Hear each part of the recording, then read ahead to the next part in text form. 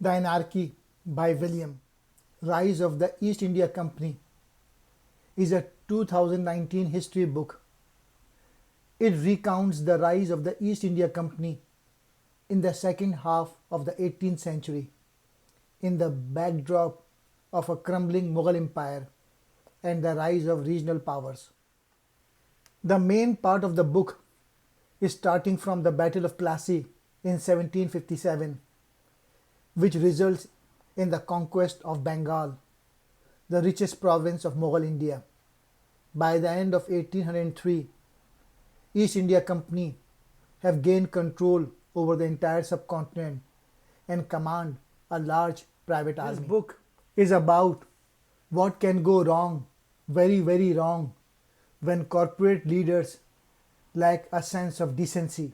Founded in 1599 to run British trade in Asia, the East India Company evolved from being a profitable corporation with a security force to being a mighty army with a trading division. The author suggested in the end it all come down to money.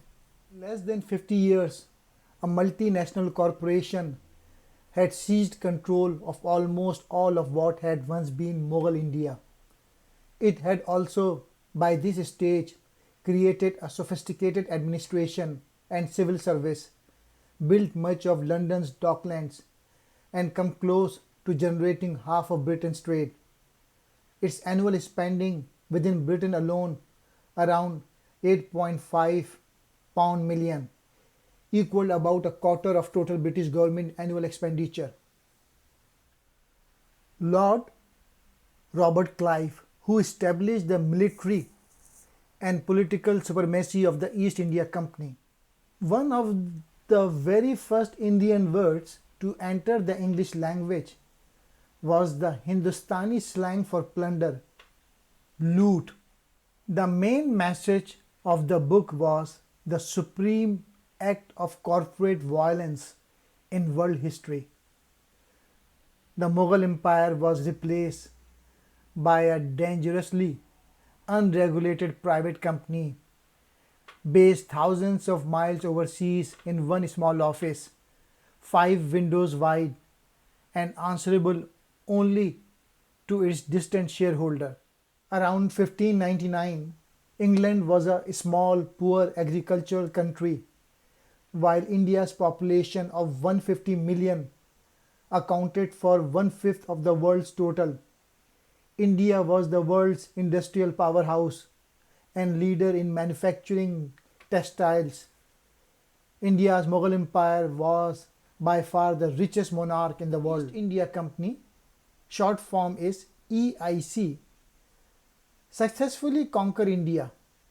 The arrival and the rise of East India Company coincided with the fracturing of Mughal India into many tiny competing states. EIC invented corporate lobbying. British returners from India used their wealth to buy MPs as well as parliamentary seats for themselves. In turn, Parliament backed the EIC with state power. EIC remains today history's most ominous warning about the potential for the abuse of corporate power. The success of the EIC was far from inevitable. However, in 1780, its regiment had been wiped out. If only the triple alliance between Hyderabad, the Marathas, and Tipu Sultan had held together, the EIC would have been completely defeated. The Battle of Plassey of 1757, where the EIC won control of Bengal, is presented by author as a place of coup. Bengali bankers paid the EIC more than £4 million to unseat the disliked Nawab of Bengal. The EIC's rule quickly descended into the straightforward pillage of Bengal. India was not conquered by white British manpower, but by Indian troops who were recruited thanks to funding from Indian bankers. There were never more than 2,000 British traders in India in this period, most of them in Bengal. By 1803, when the EIC conquered Delhi, it had a private army numbering nearly 200,000 men, twice the size of the British army, and marshaled more firepower than any nation state in Asia. Delhi in 1737 had around 2 million inhabitants, larger than London and Paris combined. It was still the most prosperous and magnificent city between Ottoman Istanbul and Tokyo. As the empire fell apart around it, it hung like an overripe mango, huge and inviting, yet clearly in decay, ready to fall and disintegrate. In 1739, the mango was plucked by the Persian warlord Nadir Shah, using the latest military technology, horse-mounted cannon. Shah devastated a much larger force of Mughal troops and managed to capture the emperor himself by the simple use of inviting him to dinner, then refusing to let him leave. In 1739, the mango was plucked by the Persian warlord Nadir Shah using the latest military technology, horse-mounted cannon. Shah devastated a much larger force of Mughal troops and managed to capture the emperor himself by simply inviting him to dinner, then refusing to let him leave. In Delhi, Nadir Shah massacred 100,000 people and then, after 57 days of plundering, left with 200 years worth of Mughal treasure carried on 700 elephants, 4,000 camels and 12,000 horses, carrying wagons, all with gold, silver and precious stones. With the decline of the Mughals, the biggest military power in India was the Marathas, and they attacked Bengal, the richest Indian province, looting, plundering, raping and killing as many as 400,000 civilians. Fearing the Maratha, Bengalis fled to the only safe area in the region, the company stronghold in Calcutta. What was a nightmare for Bengal turned out to be a major opportunity for the company. Calcutta, in particular, was protected by a deep defensive ditch, especially dug by the company, to keep the Maratha cavalry at bay and displace Bengalis now poured over it into the town that they believe offer better protection than any other in the region, more than tripling the size of Calcutta in a decade. But it was not just the protection of a fortification that was the attraction. Already, Calcutta had become a haven of private enterprise. Drawing is not just Bengali textile merchants and money lenders, but also Parsis, Gujaratis, and business house who found it a safe and sheltered environment in which to make their fortunes. The Mughal Emperor Shah Alam, for example, had been forced to flee Delhi, leaving it to be ruled by a succession of Persian, Afghani and Maratha warlords. But after wandering across eastern India for many years, he regathered his army, retook Delhi and almost restored Mughal power. At a key moment, however, he invited into the Red Fort with open arms his adopted son Ghulam Qadir. Ghulam was the actual son of Zabita Khan, who had been defeated by Shah Alam 16 years earlier. Ghulam, at that time a young boy, had been taken hostage by Shah Alam and raised like a son, albeit a son whom Alam probably used as a catamite.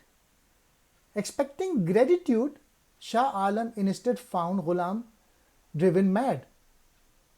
Ghulam took over the Red Fort and cut out the eyes of the Mughal emperor, immediately calling for a painter to immortalize the event.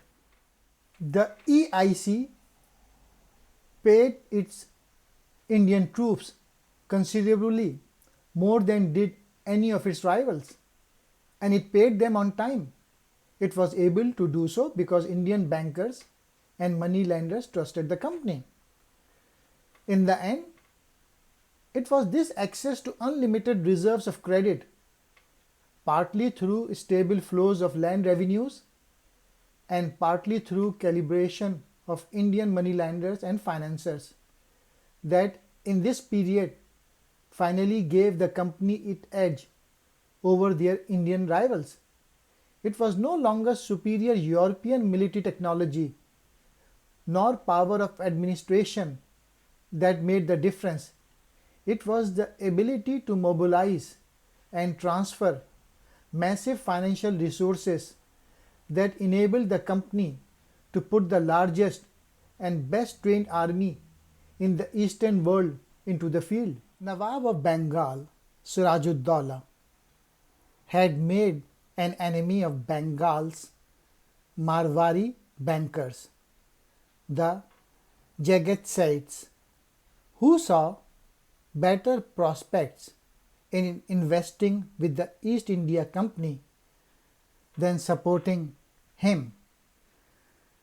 The Jagat Seths offered the company more than 4 million pound to unseat Sirajud-Dowlah and install a compliant calibrator in his stead. Was in truth a palace coup executed by a greedy opportunist, won by bribery and betrayal. Greedy company officer who enriched himself beyond measure by bribing the local general to desert the Nawab of Bengal during his hour of need.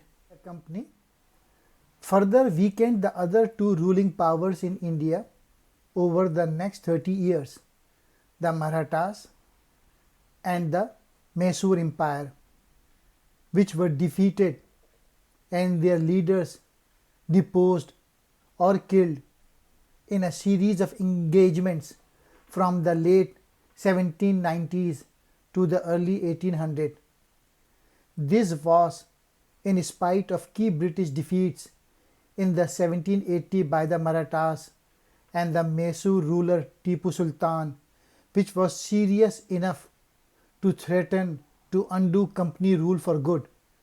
The tragedy was that while the Marathas especially were often equal or even better than the British in terms of manpower, strategy and even technology, their lack of unity and funding and internal shifting alliances doomed them. It did not help that India was divided among religious, linguistic, caste and regional lines, and many Indian local leaders foolishly enlisted the support of the company in fighting local wars, not realizing that when it was over, they would be in the company's pocket. From this book is simply that to give individual corporation unfettered power without regulation can lead to great injustice. Another important lesson which can be learned from this book is, for example, Roman Empire, and that is India. Nation falls from within, not from outsiders. If Indians had been united, it would have been very hard, if not possible, for the EIC company to take over. Corporations are an important part of modern capitalism, but without some form of regulation, it is their very nature to enrich themselves and their shareholders at the expense of others. Helped Clive overthrow Sirajud-Dowlah. and Gopal Das helped Wellesley against Tipu. Why? Because due to the greater financial returns, even if that meant accepting a foreign invasion. Another lesson from the book: EIC was the most advanced capitalist organization in the world. Is second half of 18th century. It was that period in which dangerously unregulated company which existed solely for the purpose of enriching its shareholder seized most of India by force and fraud. He was the villain in this book. Clive always hated India. I have not enjoyed one happy day since I left my native country. But he could not keep away as long as there were more millions to be made.